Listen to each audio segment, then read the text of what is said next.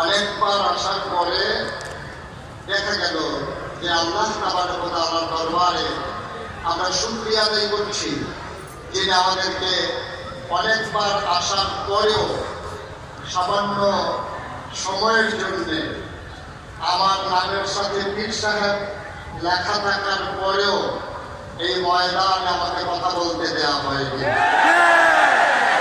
হৃদয়ে আমার কোনো ক্ষোভ নাই, কিন্তু হৃদয়ে আমার আকুতি আছে, মাওলার দরবারে আমার মিনতি আছে।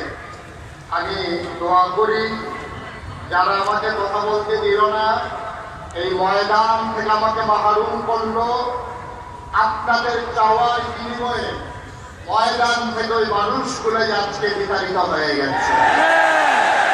এটাই হচ্ছে বাস্তবতা। জাতি যখন কথা ভুলে যায় তখন তাদের ঘাড়ে এসে ওই জগদ্দল পাথর চেপে বসে আর ব্যস্তয় চলে আসে গোটা শ্রেণীকে দিতে।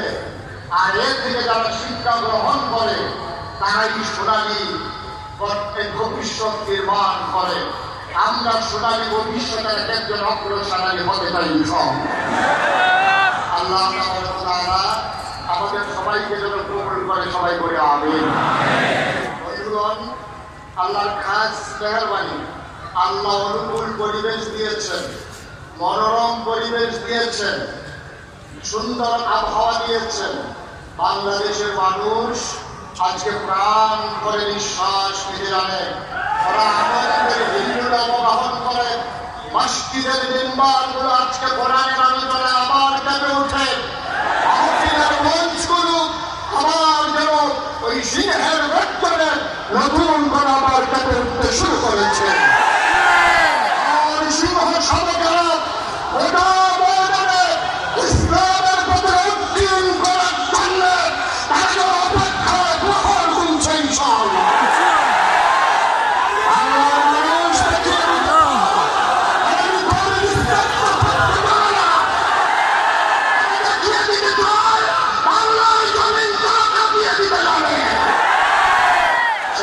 সেই প্রস্তুতি গ্রহণ করার জন্য 19 দিনের সিরাত মাহফিল আমাদের জন্য রসদের ভূমিকা পালন করবে, আমাদের জন্য উজ্জীবন শক্তি হিসাবে পালন করবে।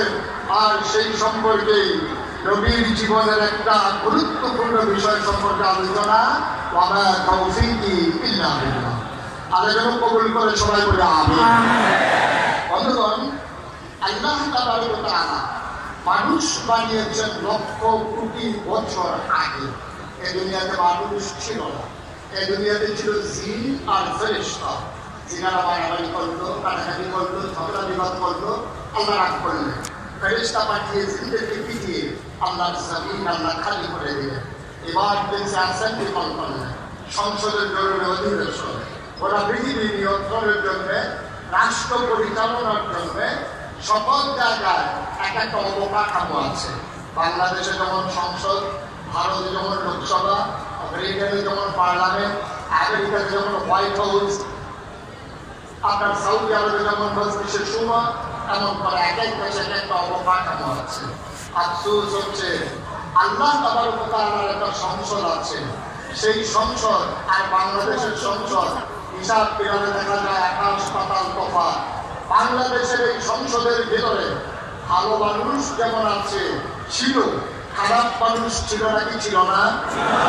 সুদখোর, মদখোর, ঘুষখোর, রক্তকি, ডাকাতি, এই বাংলাদেশের সংসদ কলুষিত হয়েছে ওই মানুষগুলোর মাধ্যমে, যারা মোটেও বাংলাদেশের বিরাট শতকরা ৯২ জন মুসলমানের সেন্টিমেন্টের সাথে যায় না। এদের সংসদকে অনেকটা আপনার খেলার ঘর হিসেবে, তাসের ঘর হিসেবে বানানো হয়েছে।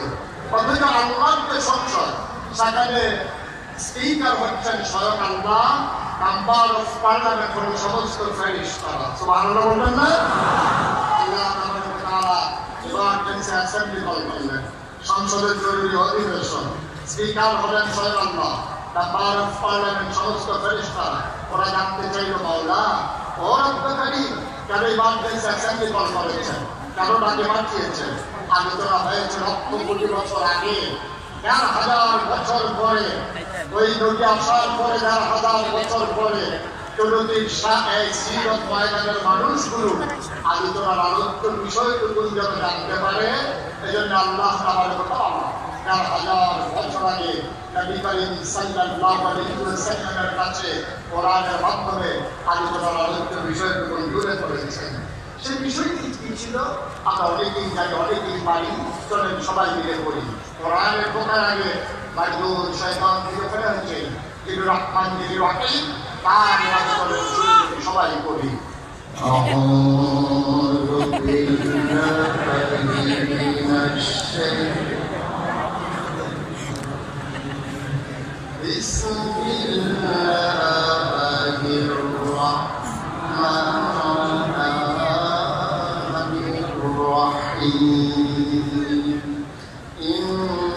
إني جاعل في الأرض خليفة আল্লাহ বললেন, ও ফেরেশতারা, আমি একটা কওম, আমি একটা সম্প্রদায়, আমি একটা মানুষ বানাতে চাই যাদের পরিচয় হলো তারা আমার খলিফা।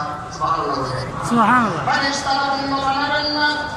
এর আগে মানুষ জিন বানিয়েছেন, মারামারি করলো, কাটাকাটি করলো, ঝগড়া বিবাদ করলো। মানুষ বানাবে না, বলি করবে, মারামারি করবে, কাটাকাটি করবে, ঝগড়া বিবাদ করবে, রক্ত বহিয়ে যাবে, জুলুম করবে, নির্যাতন করবে, আয়নাঘর বানাবে, মানুষ করবে, মানুষ বানাবে। ক্ষমতা একবার পেতে পারলে আর ছাড়তে চাইবে না। ওটার বাক্স নিয়ে উঠতে দেবে, ওটার বাক্স নিয়ে উঠতে দেবে। এই নাম্বার আছে নাকি? আমি কুমিল্লা চান্দি হ্যাঁ বাস্তিল করতে গিয়ে যখন বললাম যে পুত্রের বাক্স নিয়ে উঠে দেবে, ১৫,০০০ টাকা না, তোমার বাক্স নিয়ে দৌড়ে দৌড়ি নেবে।